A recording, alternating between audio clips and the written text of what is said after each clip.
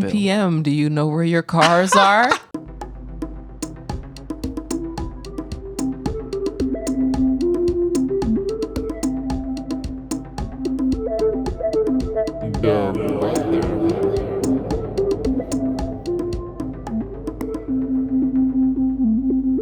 I was on the train and I wasn't paying attention. I got off at the wrong stop. There was a festival over there. I'm like, let me go see what's going on. So that I enjoy, just wandering and meandering around in the summer because I don't have to put on a coat. I don't have to worry about being cold. If it's hot, I mean, it's hot. I don't mind being hot. But in the winter, I'm not meandering anywhere. I'm getting where I need to go and I'm locking the door and going inside. Yeah. And there's so many, in the summertime, there is so many street fests. And they're also, they're situated by the L stops so frequently that, you have this magical moment where you're like, oh, I was just walking by and then, oh, now I'm seeing this pop duo that was popular 15 years ago just playing here in my street in Chicago. It's fun. And I think that's something I love about the city. You really don't know what's going on. And if you go out there, you're going to find a festival or you're going to walk into an art vending station. You don't know what to expect, but someone's doing it out there. You just got to go outside and walk around and find it. And you're a proud pedestrian.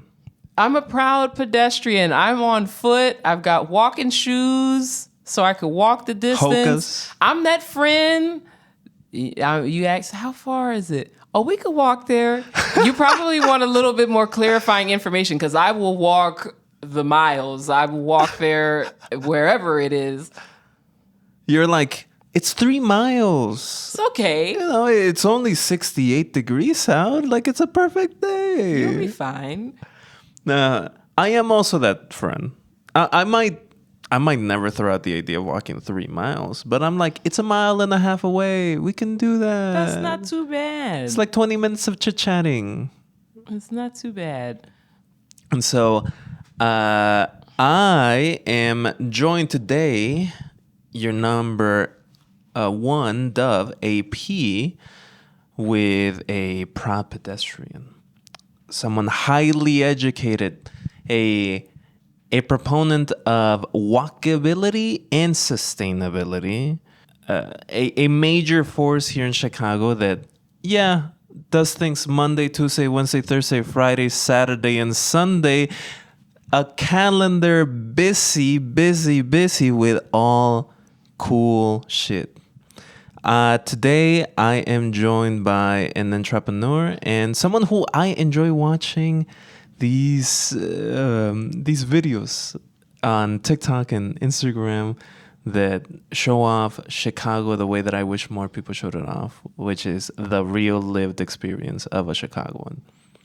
Today, I am joined by Jannice Newsom, the creator and presenter of the Walkability Series for Elevate Chicago. Welcome. Thank you for having me. Thank you for joining me today. First and foremost, I want to ask you about something. What is so cool about plant fibers and hair? Well, I could talk to you for an hour about that, but we got to talk about public transit too, so I'm going to keep it short. But when it comes to plant-based fibers and hair, the interesting thing about that is most hair, or actually, let's even be a little bit more absolute with that. All hair extensions are either made of plastic or human hair. The mainstream hair extensions, that's what they're using. And the plastic in particular, it's not that good. It's not that good. It's the plastic in our pipes under our sinks. So it's rough on your skin. You probably shouldn't have that on your skin. That's why people wear it and they're like, hey, I'm itchy. I'm itching. What's going on? It's the plastic. So I'm one of those people that was wearing the plastic and I was itchy. I said, I'm not too into this. Maybe I'll go do something about it. And then we got the plant-based fibers to replace the plastic ones for the hair extensions. This is close to my heart. Like when I was doing some research on you, I saw this You are one of the forces behind Lillian Augusta Beauty, the otherwise known as Lab, which is a plant-based hair extension product, which is so cool. I saw it and I was like, okay, all right. I like this Walkability Series, which we'll get into in a moment.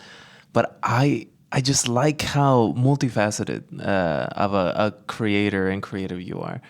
Because the search to remove plastic from your life is something so deep within me and longtime listeners know that I'm a little bit of a fashionista. I like fashion, and if you look at my closet, there is few items that are polyester or like petroleum based products. Everything is mostly natural fiber.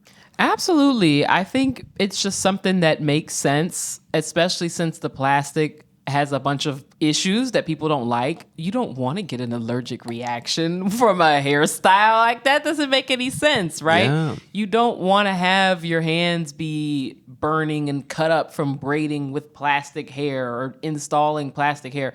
It's just causing uphill battles for people that they don't really need to deal with. So it makes sense. Hey, let's just get rid of the plastic. Ditch the plastic. Use something else. Make it plant-based. Yeah. And I wanted to just highlight that because I just think that kind of like creative mindset to like problems is what's needed in this moment. And so like seeing this specialized concept just be something that you're just doing now. I also see that you're sold out on the website. But I hope that there's some new products soon because we've so restocked. Cool. We have restocked. Well, and if that interests you, I have that linked right below in the description. It's at hairwithoutharm.com. Which is also, I'm like, something I really enjoy about the team here at Elevate Chicago is this kind of understanding that there needs to be equality in the reduction in harm in every policy aspect that is taken. I really like that. But let's talk about policy. And I want to talk about your series, the Walkability Series. And we're going to do that with this documentary we both watched from 1972 called The Social Life of Small Places.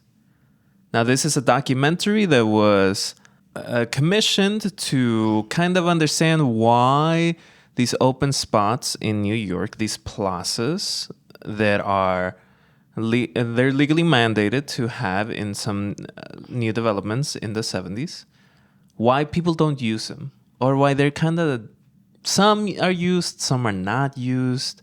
And this documentary walks us through different parts of New York and around the world to see who uses small places in a city like a plaza or like a seating area in a mall and so on and so on. I enjoyed watching it, especially because of something you mentioned a little bit earlier, that this is not new information. People have been walking around in small spaces forever. Like, it's not a new concept to say, hey, we want to be able to walk around.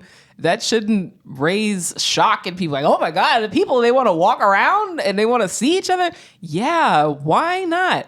So it was cool to see someone talking about it from the past, right? People wanted to walk in the 70s. People want to walk around today. So I did appreciate to have a reminder that this isn't anything that's necessarily groundbreaking. People have two legs and they want to walk. They want to see other people when they're walking around. It feels radical in 2025 to hear someone say, oh, someone wants to hang out in public and maybe not feel weird about it.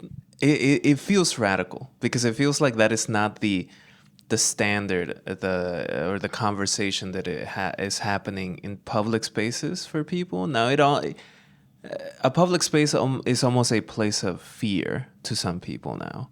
And I really like how this documentary is just kind of like, no, public spaces are needed. They're used in ways that you don't even understand until you study it. And also, it's about a city. It's about New York City. We're in Chicago, go the White Sox. There's a pro White Sox podcast. Someone has to be.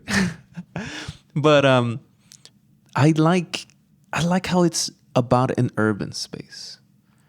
And so this is why I wanted to chat with you. You're a pedestrian. You enjoy Chicago the way that I also enjoy Chicago, by walking it, by existing in the actual street level, not behind the wheel in a car.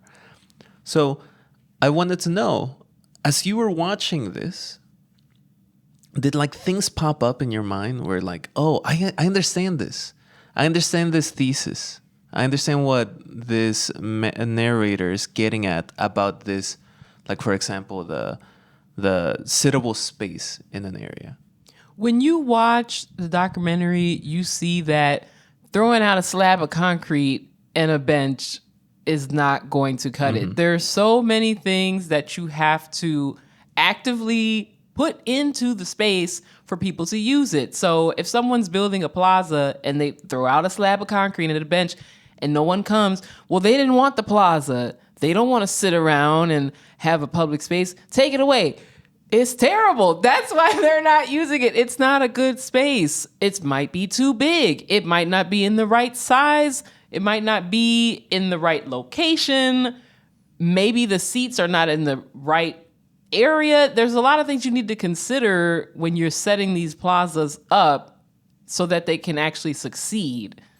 And we're both here in the Loop right now. We both have walked around the Loop a bunch. And we both know that there are some spaces that are exactly that. It's just some concrete slabs, a little bit of, maybe there's like a plastic tree to get, or a bush to give the impression of wildlife there. But people don't use it. I think about here in the Loop, Federal Plaza. Federal Plaza is kind of a place where a lot of people congregate, but they don't congregate to kind of have fun. Because it's just a big concrete slab in between two buildings, in between three buildings, and some trees. Yeah, and I thought that something else I would have liked to see the narrator in the documentary mention when they were talking about the place needs to have sun, and it needs to have sittable space, and it needs to have food. He didn't mention maintenance. Yeah.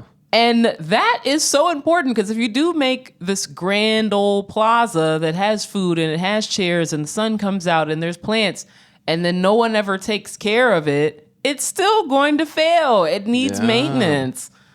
There's a labor aspect that was kind of ignored a little bit here about the way that there would be a municipal maintenance needed. Absolutely. And if you've ever been around Chicago, the streets here are, some of them are very clean. Some of them are not very clean at all. But you have to allocate resources to keep that maintenance. Yeah, I didn't think about that. That's also why you're the policy head in this recording. I'm just the guy that like looks at things and like cycles, Interestingly enough, I'm not an urban planner, but from working with Elevated Chicago and living the life of a pedestrian, I do think about these things often. If I'm walking somewhere and I notice there's no lighting on this street, like I'm walking around like something's off. Oh, there's no lights here. And that's why it doesn't feel safe. I can't see anything. Yeah, it's like urban planning as a pastime. What's your favorite pastime? Planning cities? Looking at sidewalks? Building a kingdom that is walkable and has enough trees to feel like you're a human being. I love that. I love that. I also like, this is where like the Walkability Series comes in like perfectly, right? Because you, up to this moment that we're recording, you have filmed dozens of these, and I've seen a lot of them. Some of the ones that like sit out to me are the one that you did in Bridgeport that has kind of some history, but it's also like shows off this South Side neighborhood that is incredibly walkable.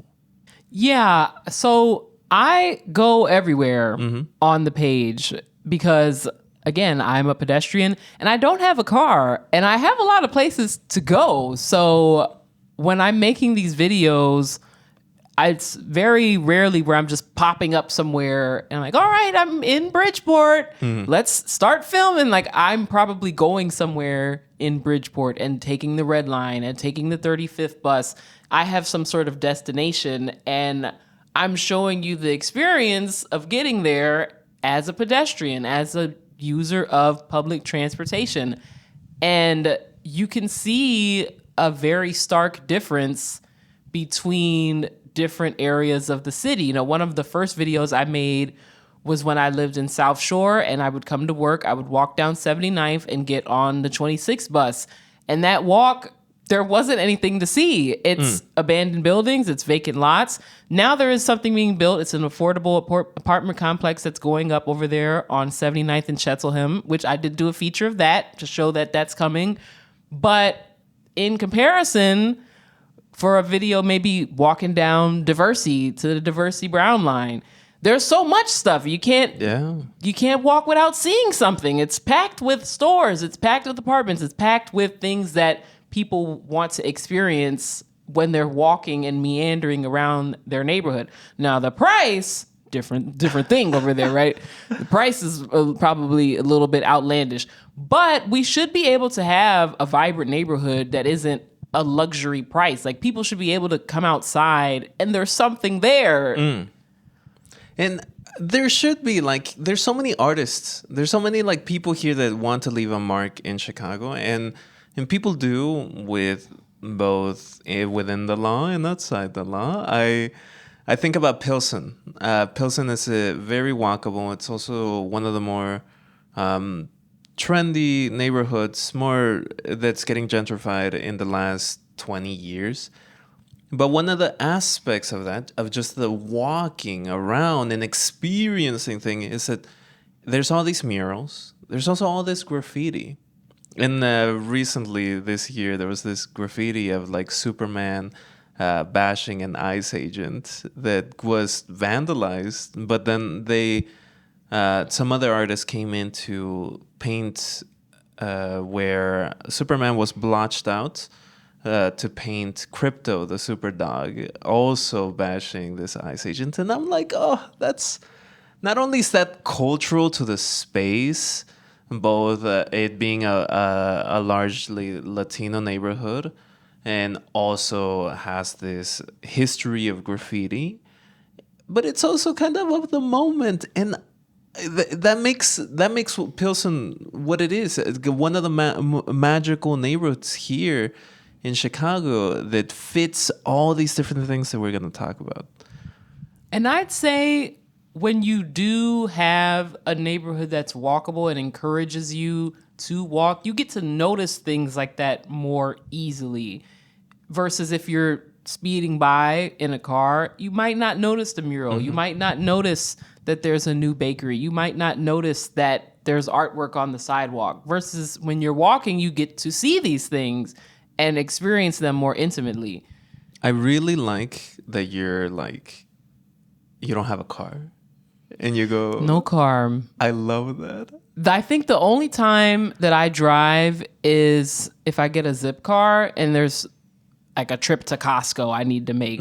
I'm not walking to the Costco and I'm not walking back from Costco. I will get a zip car for something like that. Or if I know that I'm going to get big items and they're not fitting on the bus, they're not fitting on the train, I'm going to have to get a car. But other than that, I'm on foot, I'm on the bus, I'm on the train, or I get on a divvy bike. Yeah, that's that. I love hearing that because I'm like, I don't drive either. You know, I might have a motorcycle, I might drive it, but it's kind of like a hobby thing. It's not it's not my daily driver. My daily driver is literally my legs, either on bicycle or on foot.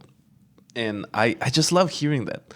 So this documentary has a couple of major tenets that I want to walk through with you as two pedestrians. I want to talk about these spaces and how they sit they live here in Chicago.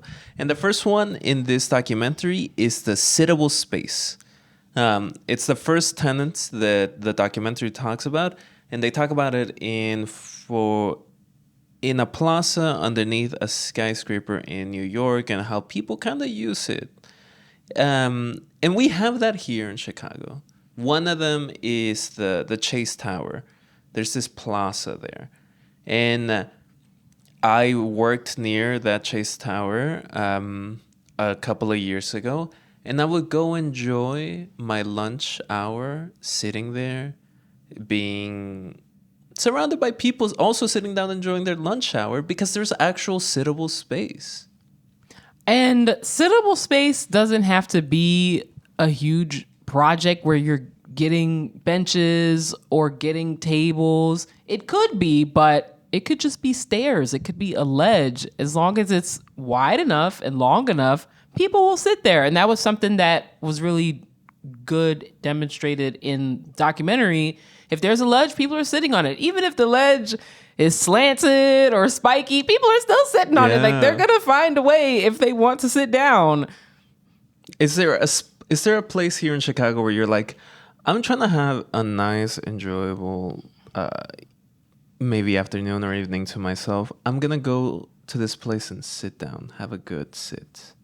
So I am lucky because I live pretty close to the beach. So I will go sit on 63rd Beach and just sit in the sand. Now, that's probably not the example you were looking for, but that's something that I can walk to or bike to, and that's where I like to sit. I think that makes sense, though, because the beach is like, there's been natural beaches here in the Great Lakes, of course, but the ones here in Chicago, they're all developed by the city and maintained by the city, and they're also built specifically to hang out in.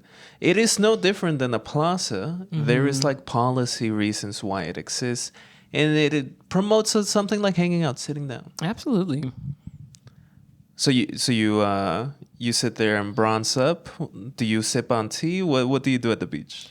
If I go over there, I'll probably bike over there, and then there's the lamb man that sells some lamb in the parking lot. So you get a lamb sandwich, and then you walk on over to the sand, and you sit in the sand. And if it's the weekend, you watch the volleyball tournament, and you eat your lamb sandwich. I love that. That is honestly a great day. A great day just hanging out at the beach, eating some lamb. Yeah. Enjoying some white sauce with that lamb. It's very relaxing. The Chase Tower is only one of the places, right? We're also kind of like, we live in a city with a lot of different parks, and big parks too.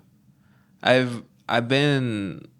spend a lot of time in the Loop, just in my former profession, but here, like in the park, Grant Park, Millennium Park, so on, I've seen it developed over the last 10 years.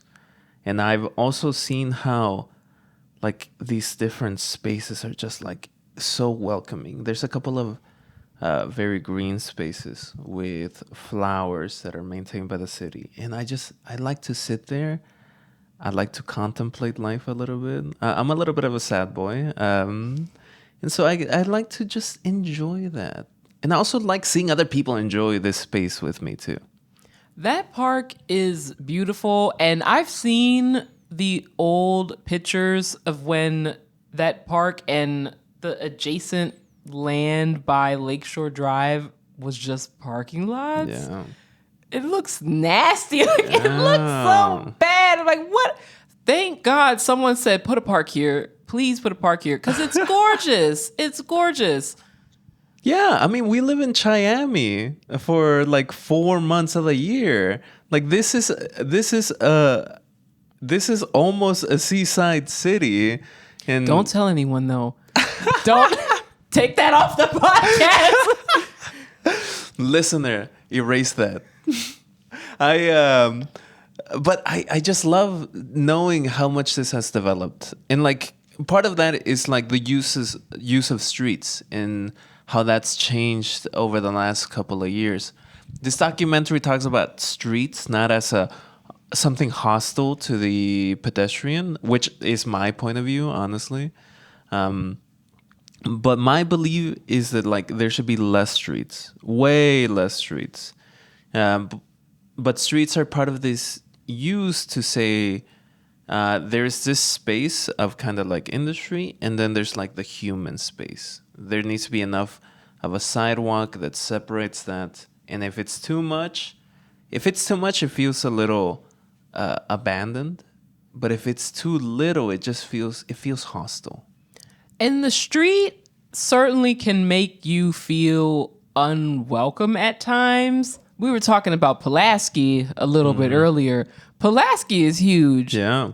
And you walking down Pulaski, you probably look like an ant. Yeah. Because it's a big street, and what's left over for people walking is not much because you're on the sidewalk that's in between the biggest parking lot on the other side for the people coming off the street going to the stores.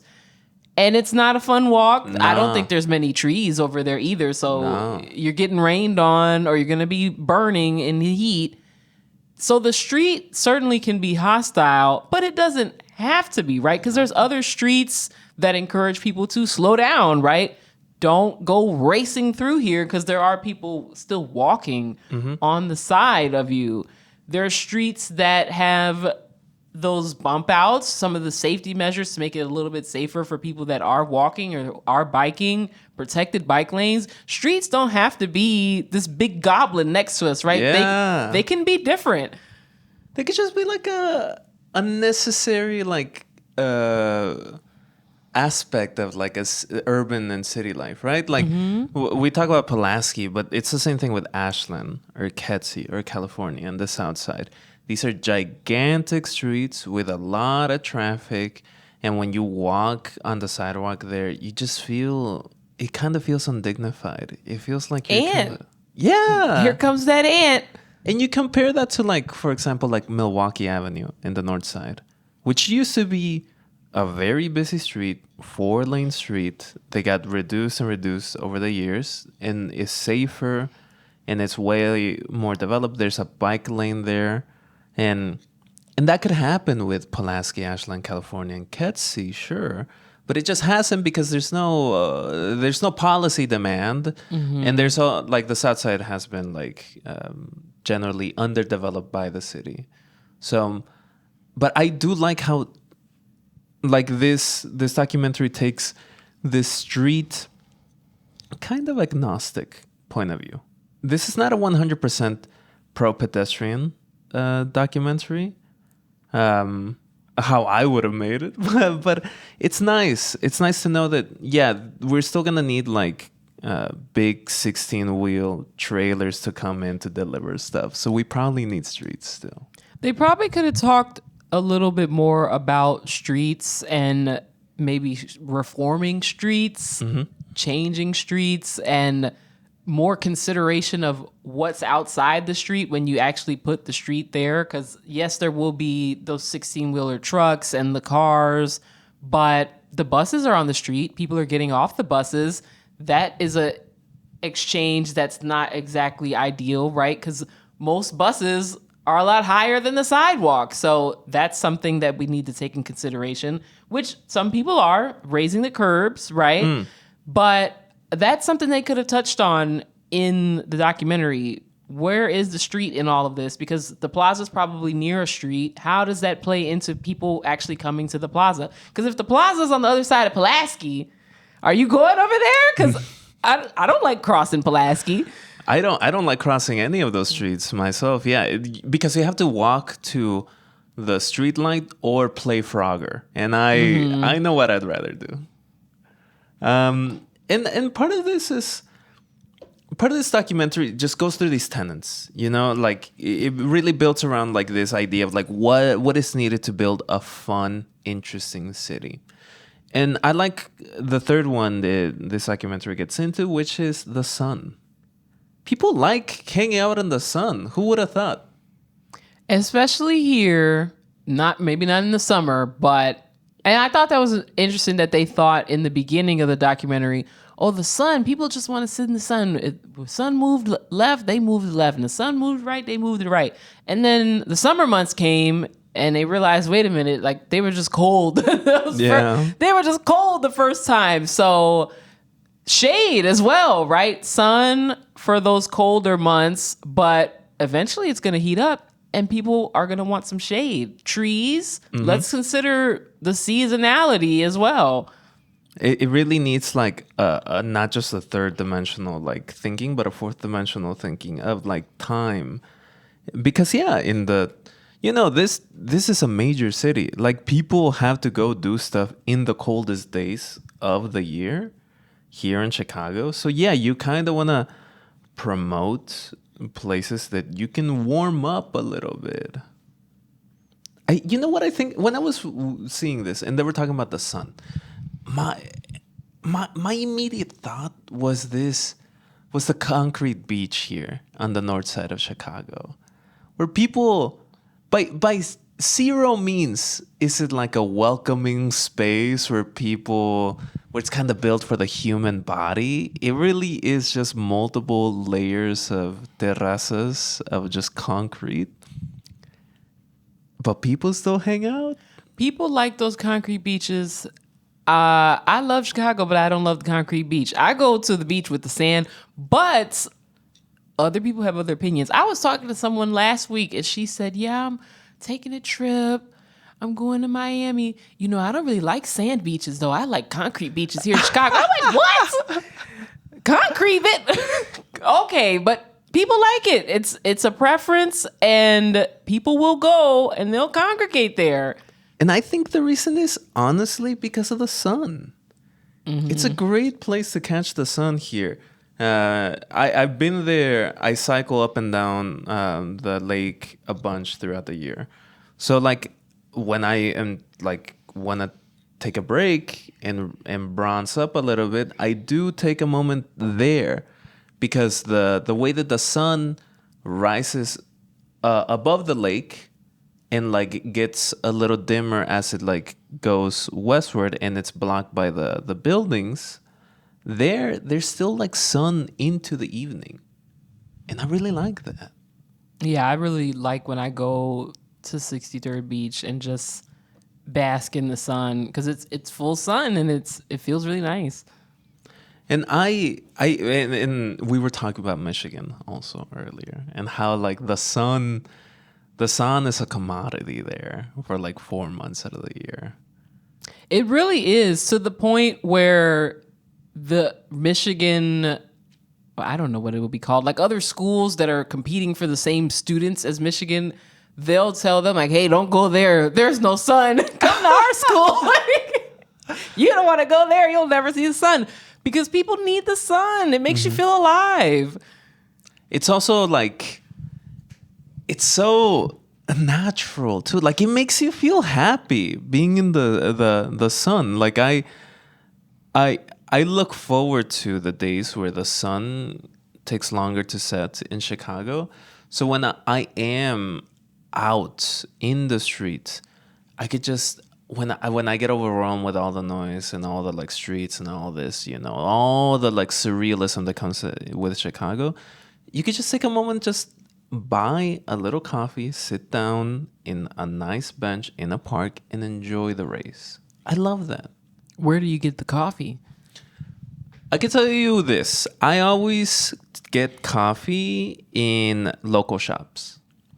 If you're a local shop, your coffee can be trash, but I will drink it because I would much prefer to drink local coffee than like a big chain, like Dark Matter. Like if you've ever been to the mothership out in the west side, like near Humboldt, I go there fairly frequently, and so like I will get some coffee there, and then put it in my little cup in my bicycle and head to Humboldt and enjoy it. Nice. Are you like a big coffee head? Do you have like a specific line here? The coffee that I really enjoyed, which is no longer there, it was at the currency exchange under the Green Line on Garfield, and they had fantastic coffee. I think they moved to the north side and changed to a different name, but They had very good coffee. But now I go to Build Coffee, which is on 61st and Blackstone, or I went to Monday Coffee as well. I don't go there often because it's not near me, but they have really good coffee. Now, I'm drinking some Monday coffee right now. Well, Monday Coffee, free ad for you. Very good coffee. And this is also like a thing about Chicago, right? Chicago loves its coffee. It's also like part of one of the tenets in the documentary, which is food. Food, yes. People are hungry. And like you talked about some lamb, some nice sweet lamb to enjoy in a sandy beach. Do you eat a lot of street food here in Chicago?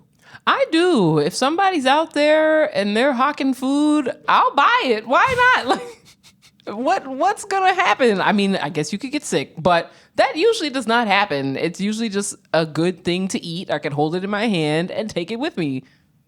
I'm just exactly like you. Like I will stop at a food truck, a taqueria, and just eat some tacos that al pastor that I've never seen. I don't know what they're doing back there, but like it's good. Yeah. And yeah, it's 2 a.m. and yeah, it's the only food that I could get at this moment, but I'm happy. Yeah, I do like a good food truck. There's one that's usually by my house, the El Bueno taco truck. They have good tacos. And then, of course, the Lamb Man. I think it's called Haji. That might not be right. But he's got some good lamb sandwiches, and he's posted up by the beach pretty much every day. Making bank, I hope. I hope so. What do you are you someone that like eats like out in public, like at a park fairly regularly? I would say yes. If I'm out, I like to eat and I like to try new food. So if I'm out there and there's food, I will buy it. That's the category that you can get a lot of money out of me from. Like, you might not be able to get me to spend a lot on something else, but food, I'm spending it. You could overprice the food. I'm probably still going to spend it because I just like to try food. Yeah, do not call her up to buy a Maserati. She No. will not do that. But That's a kebab? not even in my head. But a kebab, I will get a kebab to eat right now, and then I'll put the other one in my bag to eat when I get home. I love that. That's so cool. I feel like we're kindred spirits because I You also putting like kebabs in your bag too? 100%. Like kebabs, half-eaten spicy chicken sandwiches. And this is a walk-in tip for y'all. If you're walking around, you need a bag, and in that bag, you need another bag that's folded up because you don't know what you might come across. You might need another bag. And the third thing you need is a to-go container because you might go somewhere and they're like, hey, we're having a buffet. And you don't have a to-go container. You can only eat there. You can't take anything with you. Put a to-go container in the bag. And because Chicago's such a social city, you go to parties and there will absolutely be food there. Take some food. You need to have that go container in your bag. You have to be prepared. Also, an umbrella. Always. Put an umbrella in there. Always. Chicago's a rainy city. I hope you like precipitation with your pedestrianism because you'll get it. Dancing in the rain. I want there to be a larger street food culture here in Chicago. Like, I mean, there's already some, right? But like, I'm Mexican, right? I grew up in Mexico. I was just in Mexico a couple of weeks ago. It's night and day. There is so much more street food in the cities that I've been to in Mexico than there is here in Chicago. There's some like seasonality things to it, sure. It's cold. It gets cold here and it's windy and it's humid, incredibly humid. But I want there to be more. I believe that there can be more. Being able to eat food out in like a stand with people is a way of building community. I do think that weather is going to hold us back on that one because they're not going to want to be out there in the 20 degrees with the taco or the lamb, and I'm not going to want to be out there to buy it. But in the summer, we definitely could have more. I do think there's certain locations where there's food trucks, and maybe this is another policy thing. They're not allowed in other areas.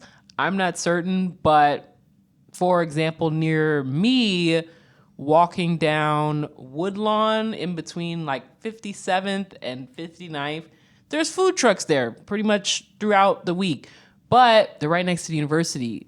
Yeah. So they're there, they grab all the students and whoever else is in the neighborhood, right? They've got the taco truck, they've got the shrimp truck, they've got the Chinese food truck, but they've got an unlimited supply of people coming out of that school. That is the thing about like Hyde Park or even like DePaul. Like there is this like clearly very focused development on like pedestrianism because there's a lot of students there and they need to walk around and do their stuff. No different than over here near the medical district. Mm-hmm. There's also like a bunch of like development there because there is so many people coming in and out. There used to be a train station that led directly into a hospital. Like all of these things come about because we understand that people need to congregate there. There needs to be some sense of walkability. And I really want to see way more like street food culture in Chicago. That's when some of our new neighbors from Latin America came, some of the Venezuelans, Guatemalans came to Chicago. I saw this like development in like street culture to the point that like myself and a couple of people that I know would get haircuts out in the street from like our new neighbors, our new Venezuelan neighbors. And it was great. It was cheap. It was good too. And I hope that continues. I will say there is an outdoor barber by my house. So next to the El Bueno taco truck, there's the barber truck. And you can go hop on the truck and they'll give you a haircut. You can get your taco and go home. I need that so much. I want that. Well, I love that. Especially because there's so many places in Chicago that could be like a quick and easy solution to like start developing more of the economic space there. Like I think about North Lawndale. How North Lawndale has like, well, first and foremost, there's no grocery store there, and there's almost like not a lot of other things. There's a handful of small parks, and there's a library. There's Douglas Avenue there, but that is separated by a handful of different things. But North Lawndale is can have so much development there that can be like filled with these, what I would say, cultural interchange, like with street culture, like the kind that I grew up with, seeing and know and like, and I know people like too. Mm-hmm. And that is something I've always appreciated about Elevated Chicago is prioritizing development where it's needed and also prioritizing doing it with the people that already live there, not for someone else that's like, oh yeah, I want to live over there. Go do something to it though. Do something to it first and then I'll come. Not that way, like engaging with the community that's already there. Like, hey, what do you need? Oh, a grocery store?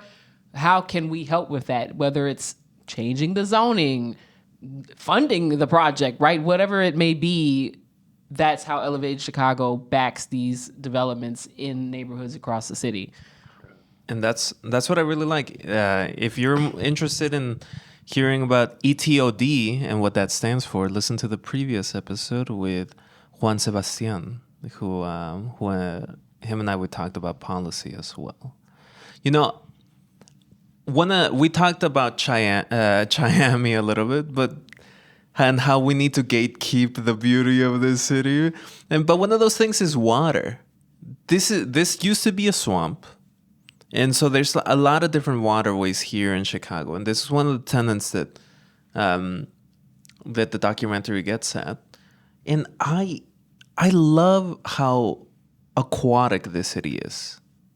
And I just wish it was more accessible to people on the streets and to be able to like enjoy it just through walking. There's currently, like, if you were in the loop and you wanted to get to the lakeshore, it is not an easy thing to do.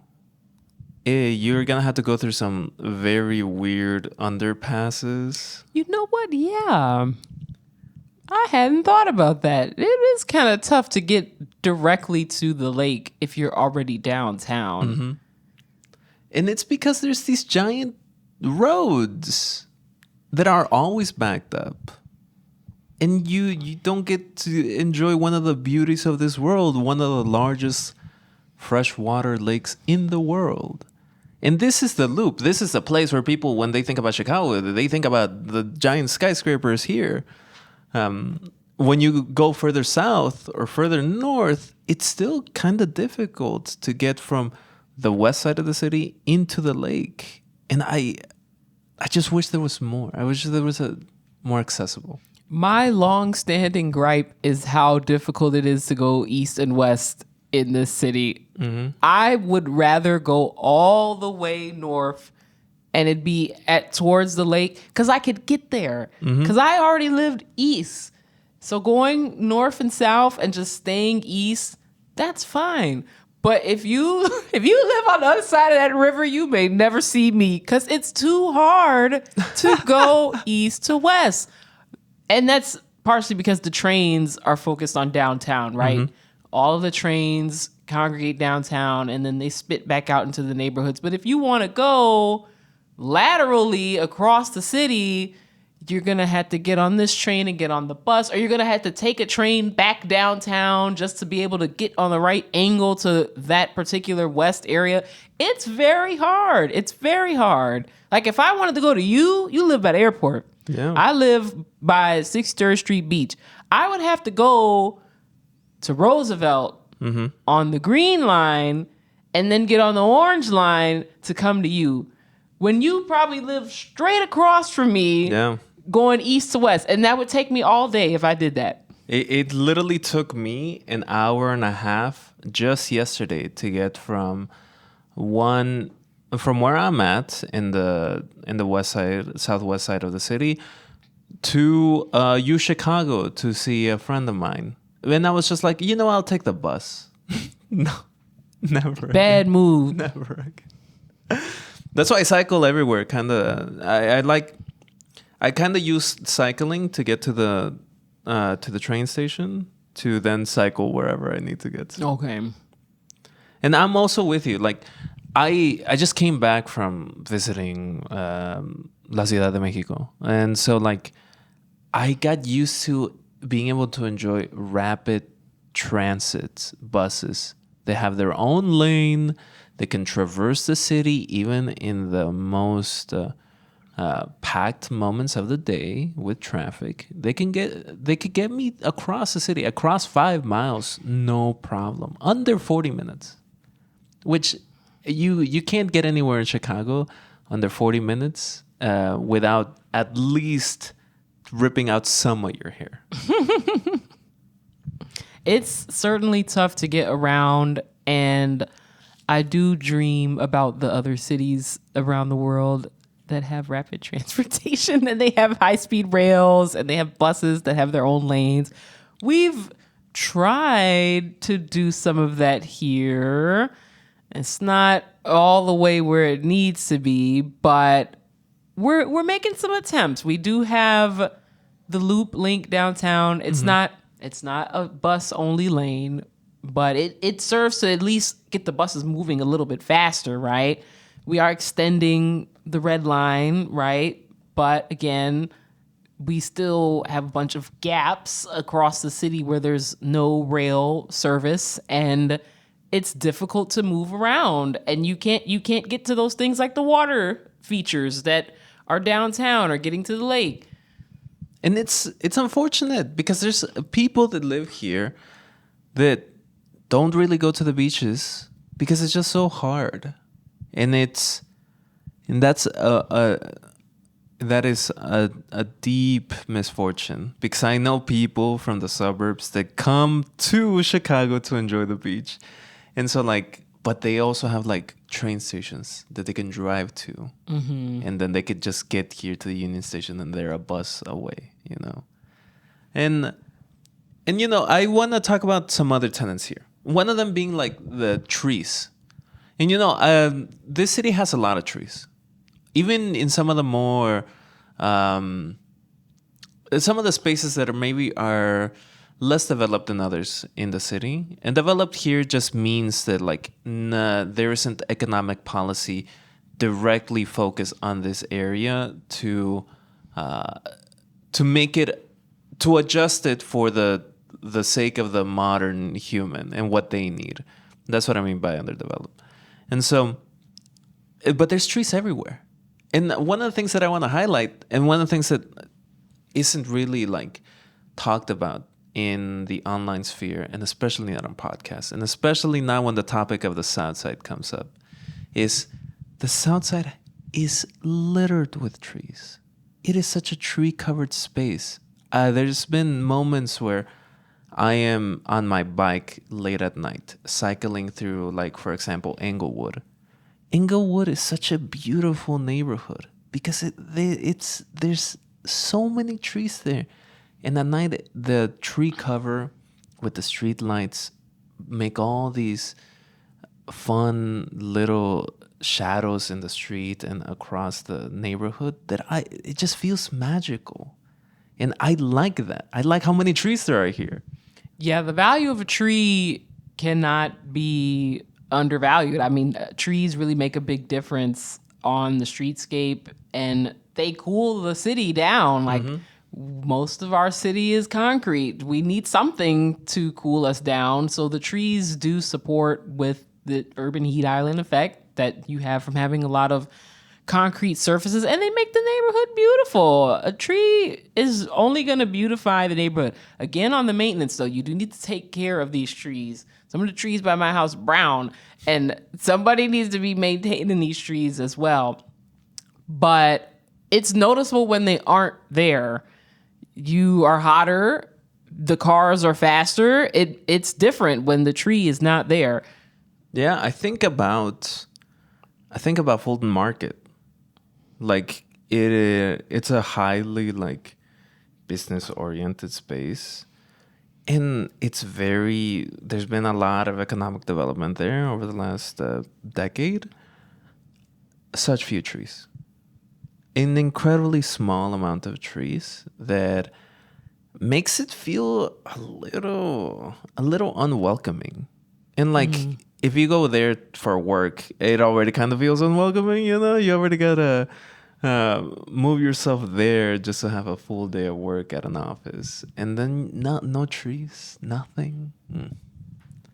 It's a shame.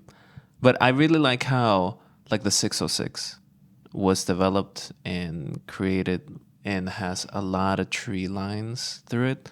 This city has a lot of train tracks that are not used. They can be developed in the same way. And I would really love to see that in the South Side, where I see these abandoned train tracks all the time. The 606 is pretty, but the 606 has some history that's not too great to it in terms of how it was brought to the neighborhood and how people were pretty much put into fear to sell their houses and get out of Logan Square.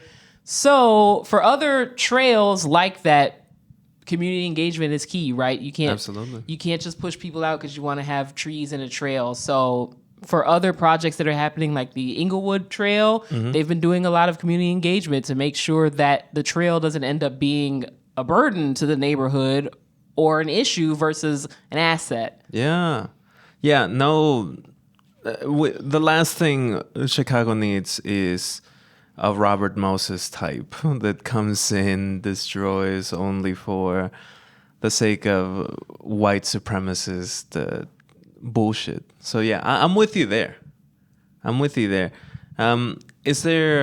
There's also the one other thing I wanted to mention about the trees is that the Chicago has a forestry service here just because there's that many trees.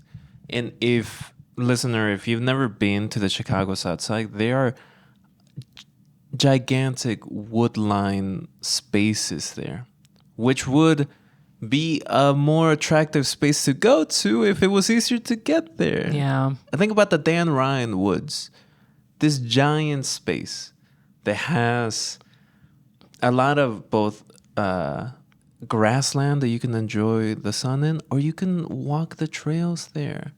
You know, a lot of people online have heard about the Japanese gardens out down at the south side. But if you try to get there, I hope you have a car because that is And they're not so easy. beautiful. So it's unfortunate that it's difficult to traverse the city and experience these things. I've been to the Dan Ryan Woods one time. I actually went to remove invasive species to protect the forest there. And sure, I would love to go back. How am I gonna get over there? Like that's what prevents me from going. And there's also like giant roads that like bifurcate the Dan Ryan Woods that make it difficult to walk it. And you know, there's one final tenet of this documentary that zooms in specifically to what kind of we're talking about, both policy and specifically funding, which is triangulation. The documentary uses this idea of triangulation. It's a bit of a nebulous term, but it's kind of like the chaos or the magic that comes about from being in sharing a space with other people, and what happens when people share that space. People hang out. People want to perform their art. People want to see kind of like the joys of daily life, like maybe a bride and a groom taking photos, maybe like a mime performing, in these other things. And I honestly think this sense of triangulation is something that is one of the things that is in jeopardy if we lose the funding to the CTA and the RTA, if the city and the state can't come to a solution for the gigantic but doable space, the funding space that's needed, the $700 million worth of funding that Chicago needs to run this. So thank you for bringing that up. We are facing a big gap for public transportation funding here in Chicagoland. Our buses and trains, it's CTA, Metra, and PACE. So Elevated Chicago has been pushing awareness for people to contact their representatives about this, because it is a big deal if we were to lose almost half of our public transportation. And the first things that come to mind are people going to work, kids going to school, those really important things that people need to do. You need to be able to sustain your lifestyle. Mm-hmm. And if you take the train or the bus to work and it's gone, how are you going to get to work now? And that's a big deal for your quality of life. Being able to get to your place of employment, you're going to be losing a lot more money if now you have to drive, or maybe you didn't even have a car. Maybe now you have to buy a car. You have to invest in ride share. It's a big disruption. Same thing for kids going to school. Education is so important in being able to move ahead in life. Mm-hmm. And kids may not even go to school if there's no way to get there, right? Because the parent is trying to figure out a way to get to work. The kid can't get to school. That could lead to people dropping out of school. But when it comes to triangulation, we're also losing those little trips that people take outside of those essential ones, right? Like when you go to the 63rd Beach and eat lamb, or when you go to Humble Park and sit and enjoy the sun. There's no train to get there. There's no bus to get there. You're not going, and you don't get to experience other people. Maybe you're not even talking to these people directly, but you're there and they're there, and you're all in the same space together. And it feels like you're alive. Like, I'm experiencing life. There's a kid over there kicking a ball, and someone's over there getting proposed to, and I'm sitting here and I'm reading my book. If no one can get there, you've lost your human connection with all of these people. And maybe you'll be left in the house. Maybe it's going to be something that you don't know how to replace, or you might try to replace it online, but it's not the same, Not is the it really? same. It's not the same. Yeah. In like there's this economic argument to be done to say, if I remember correctly, this MIT study shows that like here, specifically here in the Chicagoland area, for every dollar that is put into the public transportation, $18 worth of economic power is generated. And that's like, to me, that's a no-brainer. And I would love to sit here and say, yeah, just fund this space, this public transit to be able to like do things like make more money, or like be able to survive and to be able to continue to be one of the richest cities in the world. I think that is incredibly important because that is the economic policies, the underlying issue of many different policies. I also just don't want to lose the magic of the CTA. Absolutely. When you think about Chicago and you start to lift things off, the skyline, the hot dog, the pizza, you're probably going to mention loop, L, train, transit. That's a marker of the city. You watch a movie and you see that green line on an elevated track. You're like, oh, they're in Chicago. You see The Fugitive. You see Harrison Ford jumping into a train to get away from the police. Yeah, you love that. It's a key part of who the city is. And if we lose it, we're losing identity and we're losing people's livelihoods. And even if you're like a listener out in Tuscaloosa, you're like, I don't go to Chicago. Why do I care? Oh, how could that affect me? One of the things that people love about this country and each individual spaces is sports. And we live in a city where we have 2 baseball teams. Ooh, they'll suffer. And they're connected directly to the trains, yes. They will suffer. I mean, they might suffer from some losing as well. But they'll suffer because, yes, Crosstown Classic happens on the Red Line. Mm-hmm. People are taking public transportation to these games because you don't want to drive there. That's a task you don't want to take on. You take the train because it's easier. You take the bus because it's easier. You can move unfettered around, because if you have a car, you're chained to that car. Like, yeah. All right, I gotta park my car. I gotta pay for the parking. Is my car okay? Can somebody check on my car? Have you seen my car? Like, it's a chain you've got on you. You've got to watch out for that car. Yeah. Versus taking a bus or taking the train. Who cares what happens to the train after you got off? You got to your destination. Like, that's not your problem anymore. And that's like, I love that you say that, because it is. Honestly, this is something that I try to convey to my friends that drive, where it's like the idea of a car is sold as the idea of freedom. Oh, you get to jump on your 4-wheel drive and go out into the wilderness, traverse a mountain and then a cityscape and then park it in your 3-car garage in your suburban home. It's sold as freedom. But what it is this constant nagging reminder in the back of your head. Is my car okay? Is your car okay? Am I going to be able to pay the monthly bill? It's 10 p.m. Do you know where your cars are? Yeah, your car's cold. Bring it in. But to my drivers, as we're talking about the loss of public transportation, you're like, okay, good luck to y'all. No. Because if we can't get on the train and we can't get on the bus, we're getting on your expressway. We're going to be in your way. And we don't usually drive. So that's not going to be fun. We're not usually out there. You're not going to like it, and we're not going to like it. Traffic will be outrageous.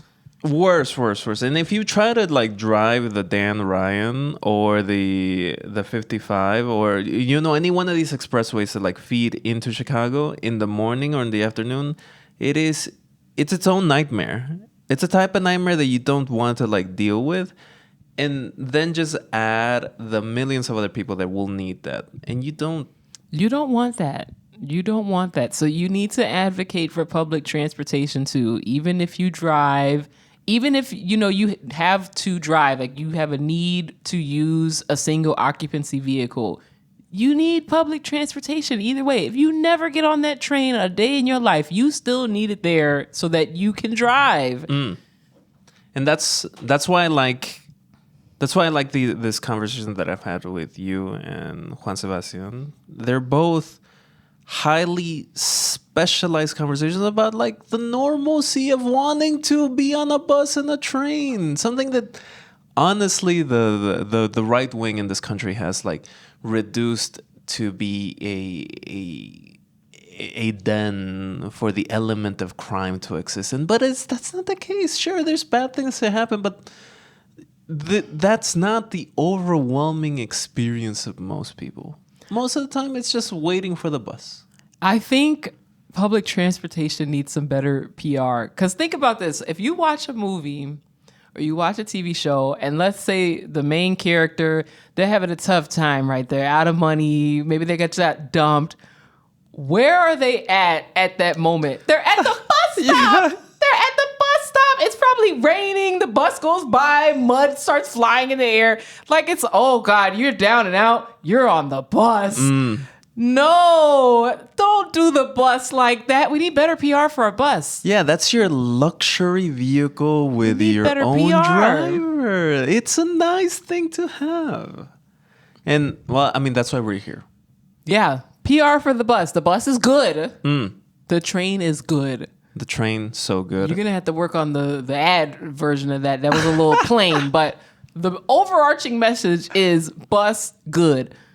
And I will get that tattooed on my forehead if we get closer to that funding, because I want to see this city continue to grow in its public transit, and I dream of a time where we have way less cars. I would love the city to have like congestion pricing, how like Lower Manhattan has, and how that's helped with both time spent on buses and trains, how much quicker that is. Also like noise levels, pollution levels. I would love that for Chicago. I see almost no reason why a regular person in a car needs to be in the loop. I kind of don't see it. Like, what are you doing in the loop? It's not a faster way to get to where you're going. There is parking, but I hope you're ready to spend $100 to just park here. I almost wish the loop was car free. I wish the Lakeshore road was car free. That way, it is extended. The greenery in this area was extended, and I would love that. I would love bus rapid transit, just like I saw in CDMX, all over the city too. But none of that can happen if people don't see the beauty and the necessity and the utility, the economic utility of public transit. Absolutely. And I don't want us to have to bear the worst of it to realize how much it was giving us to begin with. Because we're already doing that too much. Honestly. Right. We shouldn't have to get all the way down to realize, oh, wait a minute. Things were all right and we were headed in the right direction. Now we don't have the buses and trains anymore. We shouldn't have to get to that point to say, oh, we do need the buses and the trains. That is not going to be good for anyone. It won't be good for the economy of Chicago. It won't be good for individuals' livelihoods. And all those things that people complain about now with crime and safety. What do you think will happen if we don't have buses and trains and people can't get to work? They might start stealing your cars. Just saying. There's platinum in those carburetors. So this is being released in a very critical time. This is already kind of later in the fights to get this funding. But even at this time, we don't know what's going to happen. But even if we don't get it, it is not over. It's never over. The funding that currently exists should run till like mid-2026. So that's still gives you, the listener, and us here time to continue to advocate for this. Well, is there anything you would like the listener to do during this time in October? I encourage you all to contact your representatives and let them know that you want funding to fix and reform public transportation. That may sound like a big daunting task. Who is my representative? How do I contact them? What do I say? We already figured that part out for you. If you go to elevated_shy on Instagram, we have a link there and you can click on it and you can sign on to the letter and we will send it out to the appropriate person for your district to let them know, hey, I take the train, I use the train, I need the train, and I want you to fund it, and I want you to fix it. Yeah, and I will have that link to the Instagram and also that link to contact your representative in the description. There's a lot of nice links down there, and listener, I know you could click them, so click them. You click on things. You clicked on this podcast. So, Jannice, thank you so much for being on Dove Weather. I really appreciate your point of view as pro-pedestrian and pro-public transportation. That's exactly what I want out of Chicago, and I'm really happy that we got to sit down and, well, love on Chicago and public transit. Thank you so much for having me. Is there anything you would like to shout out, or is there any plugs you would like to put down? I'd like to shout out Elevated Chicago for doing important work in the city and doing it in a way that centers the people that are going to be living in these developments or near these developments and experiencing public transportation. I'm grateful that the organization exists and that they're continuing to do this work across the city. And I'm going to shout out my brand, Lillian Augusta Beauty. Check us out at hairwithoutharm.com. Get that hair. Get that hair. It's good. It's made of plants. Well, thank you so much for listening. Feel free to give me 5 stars. Marcy is doing well. I am happy to report she is in great spirits, and she will be back sooner than you think. I will continue to be putting out some podcasts with wonderful people here in Chicago, so have your notifications on. You can find us on YouTube, Instagram, TikTok. You can find us everywhere at Dove Weather. Thank you so much for listening. Bye. Bye.